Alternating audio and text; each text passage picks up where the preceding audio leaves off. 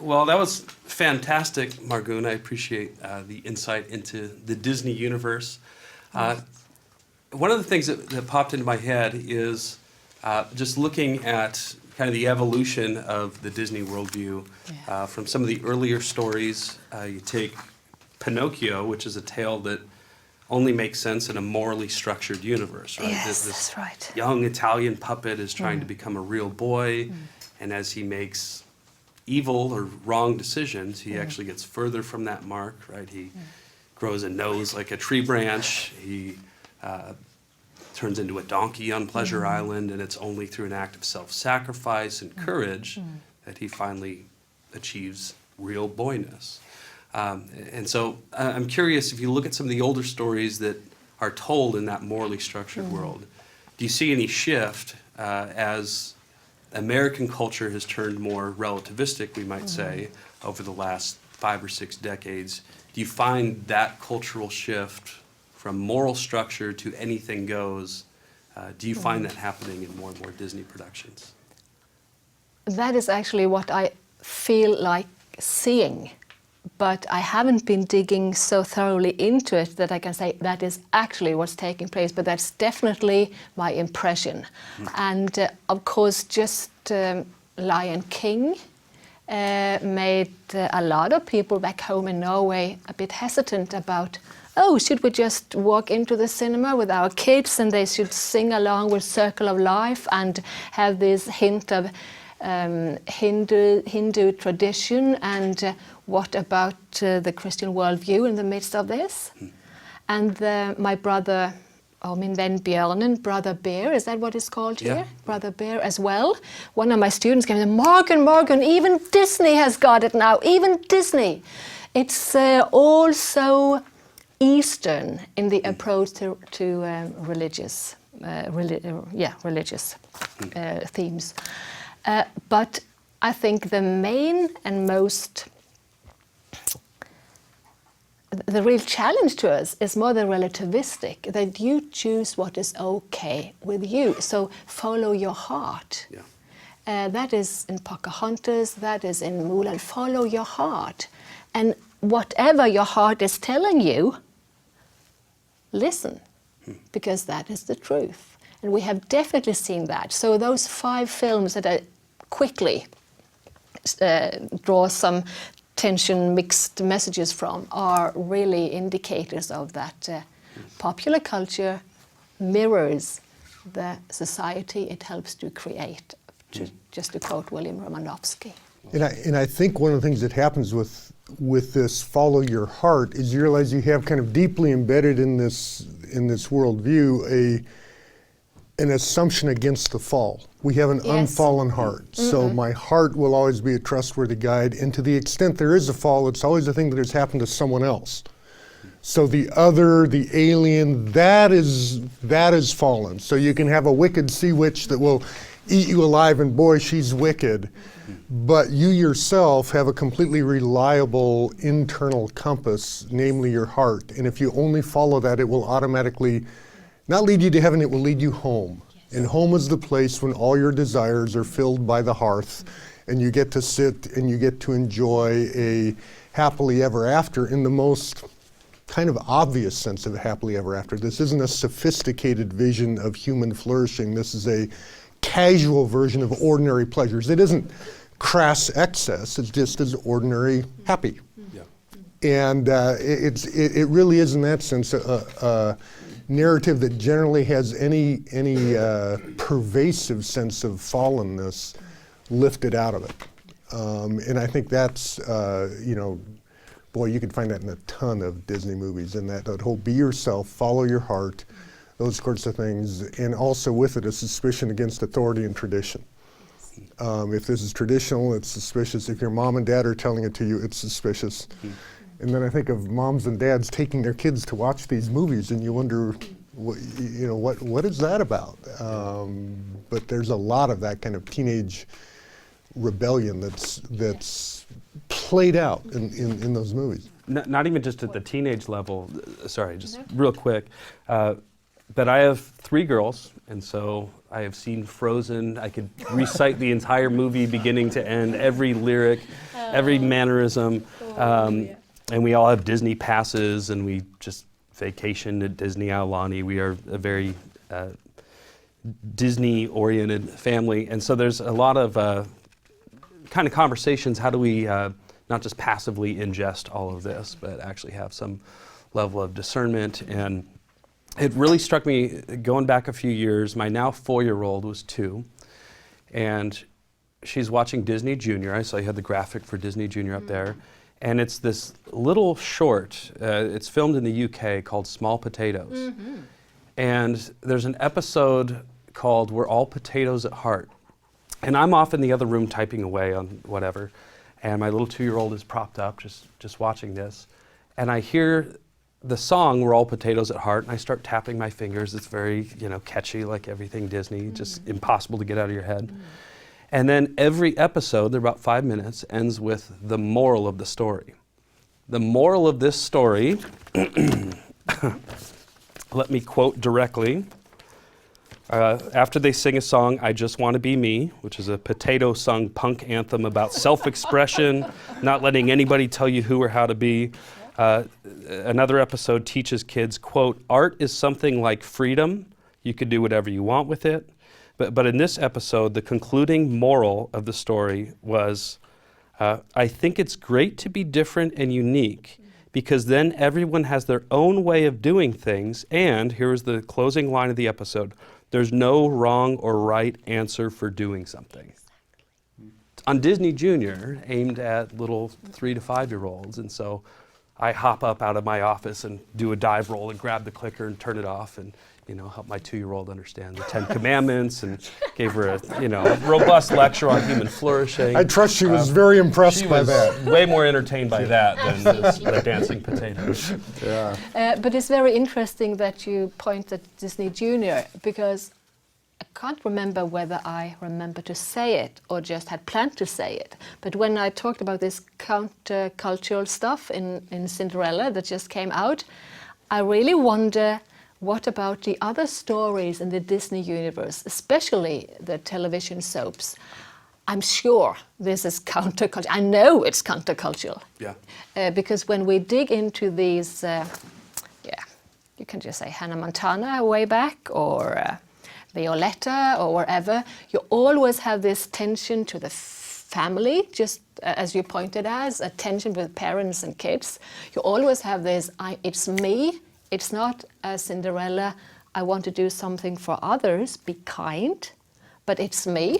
If it serves me, I'll be kind, and so on. So what I really would like to do later on, I've just about started my research, but I really would like to come to that stage when I dig into typical television series and see what sort of values are being portrayed there and compare them to the main movies. Yeah. And also, now that we know that all these old classics will be filmed alive, so we have Cinderella and we have more coming, to what extent will they be true to the original, and to what extent will they be sort of, listening more into what's going on in American culture, but globally? Nowadays. For instance, this wonderful line, and just shut your ears if you don't want to hear how it all ends in Cinderella now. When the prince says to, just read my lips, those of you who would like to, when Cinderella is addressed like this at the wedding day, you are my queen. And her response is, anyone who knows? And you are my Mr. Kit. Isn't that quite something? You're Mr. Kit? Mr. Kit, because that is how he presented himself when they met in the woods before the ball. So she didn't have a clue. She had met him before, but she didn't have a clue that he was the prince. It was Mr. Kit. And that opens up, don't get me started, but it opens up a lot of issues concerning male, female in 2015, the identity issue, who am I? Am I on a ladder being the prince? That's a real thing. No, you're Mr. Kit. but the princess, and you are my queen. And then you have all this princess dream of all girls. Oh yes, one day I'll be a princess, a queen. You see all this? It's very interesting. I'm curious, both of your takes on the mega hit that's probably the most played and overplayed song now in human history, Let It Go. When you cited it earlier, you had highlighted it as this anthem of self-liberation and autonomy. I get to be queen of my own universe, no right, no wrong, no rules for me, and that's the definition of freedom there. I'm curious how both of you see that fitting into the context of the story of Frozen. If you see that as intended as an anthem for self-liberation and to hell with the rules, or within its proper context, do you see that it's maybe a return to some of the older Disney, there's a morally structured universe, you can't just do your own thing without there being consequences? Any thoughts on that? It's very important. I will leave that with you. Wait, I mean, the Ice Palace doesn't end well for Elsa. So, I think at some point, the sad thing about that song is it's 4 minutes and 3 seconds of isolated thought from its context, which has always been. It's like quoting a Bible verse out of context. So in effect, the popular song gets a life of its own that sings all these lyrics about, hey, let it go, no rules for me. But by the time you're done listening to the story, that really isn't the way that cashes out. The other thing about that song, I'm always suspicious that those who wrote the lyrics and the music were not the people who told the story, because that song doesn't quite work. There's a lot of things that people have said about Frozen that somehow, maybe I just am misreading the movie. But it seems to me when she goes off to build herself the Ice Palace, it isn't this grand act of defiance and self-fulfillment, I want to go be me, but rather this dismal despair that every time she tries to do something right, something terrible happens as a result. She's freezing somebody, she's killing somebody, everything's going bad, and just, I give up. And it wasn't this sense of free self-expression, which is so traditional in Disney movies, but rather kind of a despair of her inability to live in society with this unfortunate gift that she's been given. So off she goes to the Ice Palace, and she sings her song, she slams her door, she does all of those kind of things, but it isn't born of, it isn't the Little Mermaid saying, but I want to walk. Yeah, but you're a mermaid. Well, yeah, but I want to walk. It wasn't like that. She doesn't want to harm the others. She doesn't want to harm everybody else. And she is kind of a victim of her own gift, which is also, so this is a different critique of Frozen, but one of my other problematics with Frozen, back to this issue, where's the fall? This is a little different in Frozen. I'm going, where's the evil people? Yeah. So the real problematic, the anti-force here is an accidental thing. I've got this power, can't control it, zap my sister, zap the town. What do? I go live in isolation. I come back down, and we solve these things, but the only real evil people are the little snivelly guy from Weaseltown who wants to who's a globalizing capitalist. So he's despicable and lousy. And then the guy who's the love at first sight person who instantly turns bad. So without narrative, within one scene, he goes from this wonderful guy, oh, he was terrible all along, but there's no narration to how he became terrible. So the evil characters are either non-existent, flat, or not actually evil, simply accidentally problematic.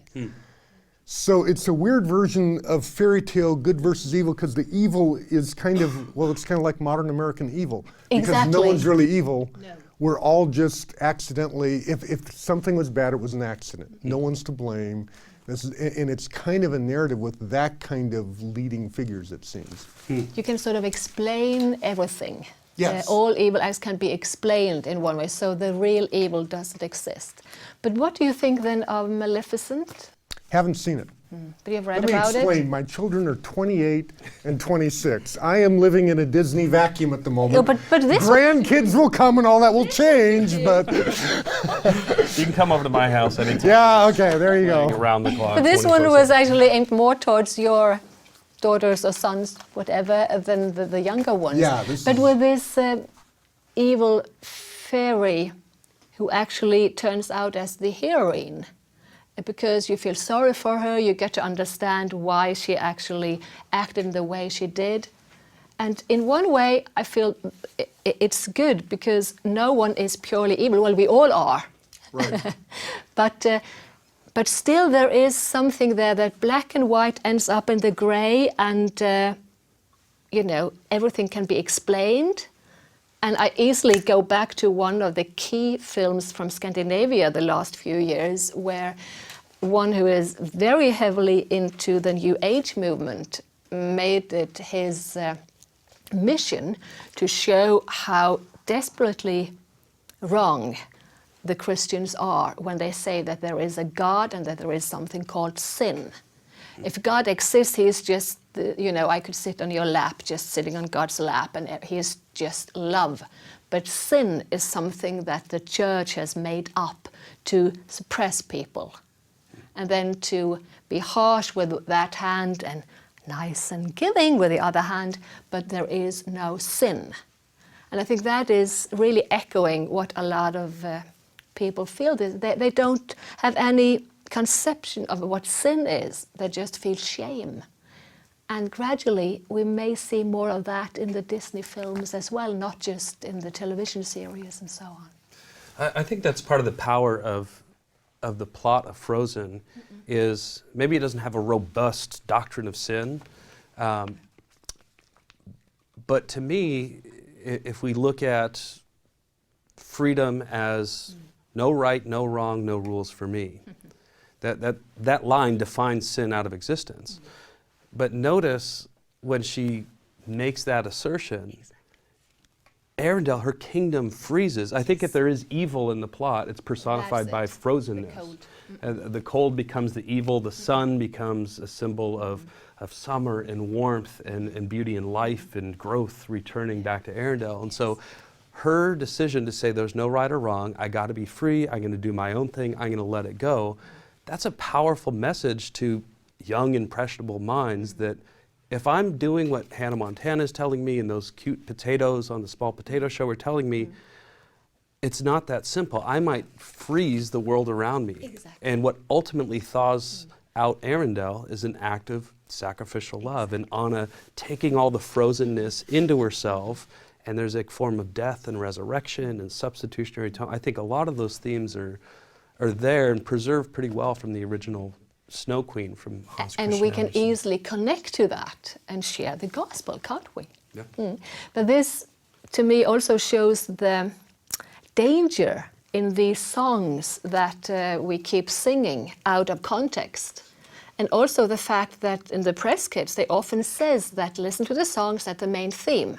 But if we link what we've just been talking about, Let It Go, to the main story, it doesn't fit as the main theme. Yeah, exactly. And that's just the same with, I wonder how many, when they have been to Lion King, and I'm not singing now because it's being taped, but be careful, Hakuna Matata, And how many youngsters actually realize that when that Simba is having this liminal phase in life, when he's carefree and everything will turn out wonderfully? Because that is when that song is being sung in the story. But it's such a catchy song and you keep singing. And I wonder, okay, so that's quite similar to let it go, and everything will be okay. Yeah, but that has to be put into the context. It reminds me of, I teach theology, and so one of the big things we're worried about, don't rip a text without its context as a pretext. We don't want to do that to Scripture. No. But the parallel that pops into my head, it would be like reading Genesis 3 and turning it into a Disney film, and having Adam and Eve singing, eat the fruit, and it's like, and that becomes such a catchy song that everybody's singing, yes, let's eat the fruit. It's like, if you read it in context, that messes everything up. Exactly. That's what sends the whole universe into a cataclysmic fall. And so, yeah, context, I think, is key with a lot of it. And in this case, the story's actually got a better moral to it than the song does. Absolutely. But the song is what tends to be sung over and over again. And I think that's true. And the story shows what happens if you just let it go and have no rules. And I'm also thinking of the fact that, of course, now we had Cinderella back to the kiss between a man and a woman, and the romance and all of that, which is wonderful. I want to cherish that. But it was interesting in Frozen that it is not the kiss between a couple, but it's an embrace and a sisterly kiss. There are two sisters who actually embraces, and that is the key to solve the problem. Yeah. What do you think of that? Yeah, I was thinking about this, and I wrote down kind of 3 things I really liked about Frozen and 3 things that I really didn't like about Frozen. On We're all yours. Okay. And one of them is that it was not another be yourself movie. Yeah. You know, so, and we've already talked about that issue. I mean, she tries that in the song, but the point is the movie tells you that doesn't work. And I thought that was great. Another thing is romantic love is not the great cure-all, but something that resembles agape love. It's a self-sacrificial giving, and it is devoid even of romantic overtones because it's to the sister. I've heard people complaining about gay overtones and messages in this movie that somewhere I just missed that into the package, and happily so. I mean, I don't know what that part of it is, but at the very least in this case I'm going, that's a version of love that seems far more authentically redemptive than what we often get. And then this wasn't the boy meets girl instant love story. There is a boy meets girl instant love, but the guy's a jerk. He's a nightmare, and the good one is the one that takes her a long time to learn to love. So that was a far better romantic narrative than you usually get out, not just Disney, out of romantic comedies, a whole pile of those things. So those were 3 things I liked. On the bad side for me was, like I mentioned, evil was not really evil, evil was accident. Evil was non-malevolent. Evil was just, hey, one of those things that goes on, and that was troubling to me. So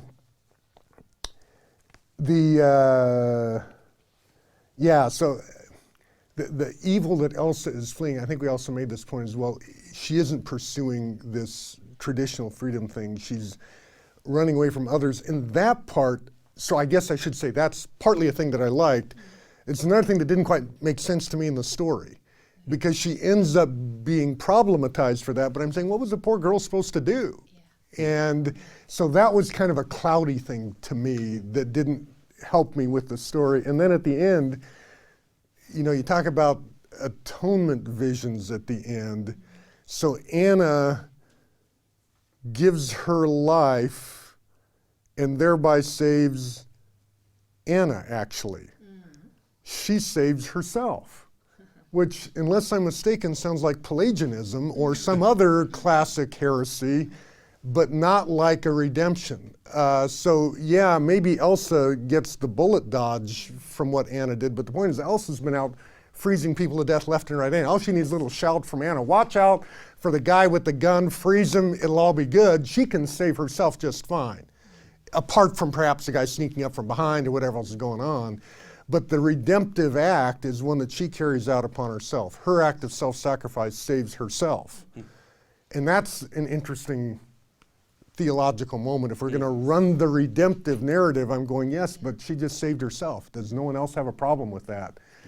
So those are some of the things that I don't like. Now, the thing I want to say about that is you made a great point with this about let these be conversation starters. I don't want to use this to, run boycott Disney because they have bad redemption narratives.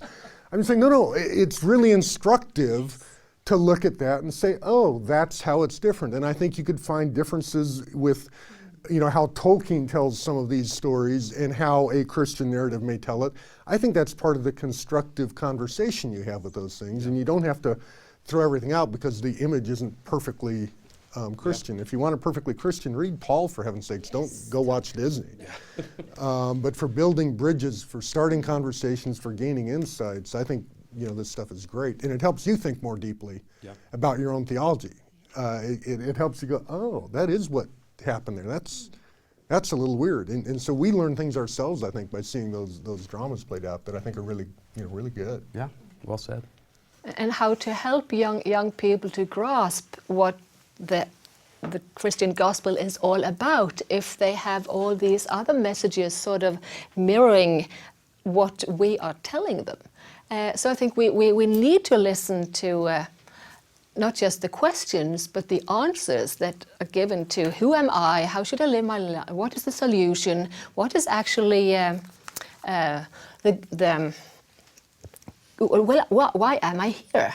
What is the point? All these basic worldview questions, there are answers, directly or indirectly, all over, and we should be aware of what are their answers, and how can we relate to that when sharing the gospel.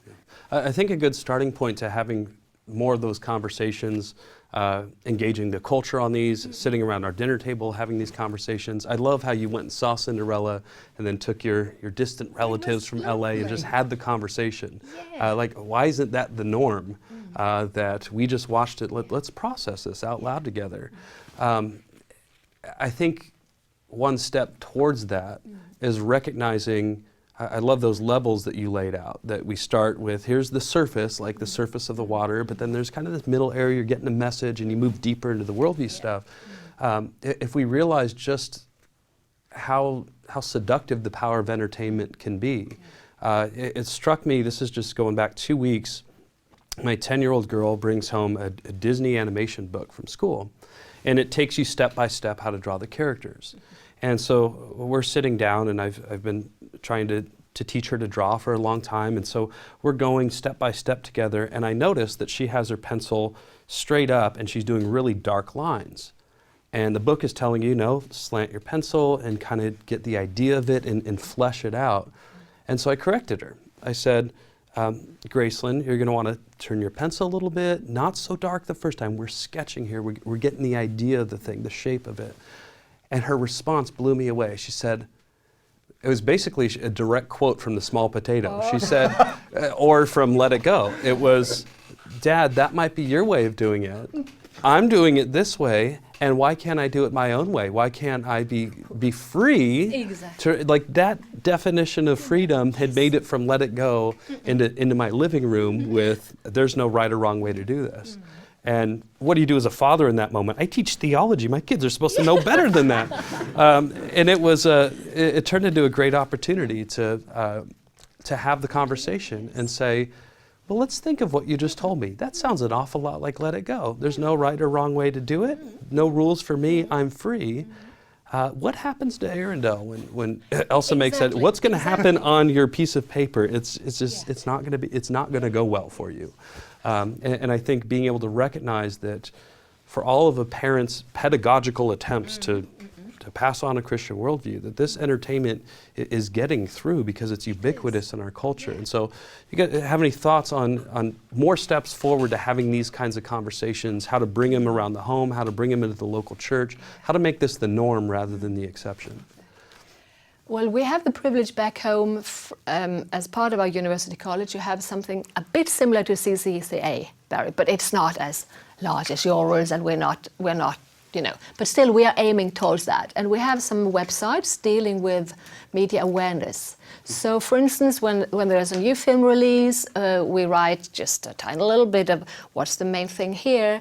Watch out, this will spoil some of the content, but please carry on. And then we just have a few questions to reflect on when you have watched the movie. And we always aim towards these 5 levels. We start with the aesthetical part, the beauty. What is so beautiful, wonderful, great here? The emotions. What made me laugh and cry, and why did I feel so sorry, and why do I rejoice? The emotional level before going into, but what's actually right and wrong here? What seems to be good and bad? What does this movie tell me about how I should live my life? Who would I like to imitate here? Who is my hero? The ethical part. And then we actually ask ourselves, what sort of worldviews? And then, of course, you wonder, do people know about worldviews in Norway? Do we have all these from existentialism to... But still, some knowledge is there. And we build on that. And then finally, and so what? What do you think? Where do we actually find meaning in this film's universe? What does the Bible say about that? So, as for now, we have it in just on a website. But my dream is to have certain levels, so that some is aimed directly towards very young families with young people, five-year-olds, kindergarten even, preschoolers, and then of course primary schools and so on, different levels, and maybe something that you just hand out, a small leaflet, as we talked about the other day. And I think there is, it's pretty hard to say, a desperate need, but I sense there is a desperate need for resources for students and for my age even, in their own life as disciples and as witnesses to cope more wholeheartedly with the pressure of popular culture and to enjoy it more. I really like, as you say, as a theologian, you go into the Bible and you respect the text and you see the context and so on. And very often, if I'm out giving seminars in church settings, I say, and as you open the Bible and really would like to respect the text, what do you do? Okay, how do you apply the same to watching a film? That's also a text. What's actually being communicated here? What is the context? And then a lot of theologians, they're like, okay, and I get the impression that they're not that eager always to meet the Bible text with respect. Because, I know exactly what I want to preach on, so I aim at that verse and that's it. Yeah. So, and that is just the same if we address a movie with just, I just good at that, and I won't see the whole story. Yeah, well said. So, but we need to. I need a lot from you in getting Should all we these take some questions researches. from audience before we're all done here? Yes. Because we're probably our time is And ticking. comments. Thoughts, questions, snide remarks? Yeah. Any Disney song solos you want to spontaneously Yeah, sing for us? please. That would be lovely. Walt Disney's been a number of things. One of the things he was during World War II was he helped the U.S. government in propaganda. And Yeah. to this day, we still see the Walt Disney Company engaging in propaganda in concert with the National Ad Council in a lot of ads they do for the U.S. And as you said earlier, they know what kind of message they're sending out to the audience and why it might be somewhat subtle in their movies. Like you're mentioning with your daughter watching the Disney Junior, Disney Channel seems to be a lot more bold about what they're communicating, the positions. But even other Disney assets like ABC Family are beyond in your face, communicating a lot of the worldviews that they want to portray, like redefining the American family or relativism or all these other issues that you guys have brought up. And so why might the different issues they want to communicate are subtle in the movies, it gets even more bolder and in your face as you go to a lot more less recognizable assets of the Disney company. It's an interesting parallel we could draw. C.S. Lewis, one of his classic works, Abolition of Man. The premise of Lewis's work is a little green book, he calls it, right? The green book by Gaius and Titius. He politely gives them pseudonyms. And what sets off his whole analysis of what is ultimately leading to the abolition of man is a seemingly innocuous statement in this little grammar book for UK children that says that when you say a waterfall is sublime, you aren't describing anything factual. It's purely subjective statement. So anything not science is pure subjectivity.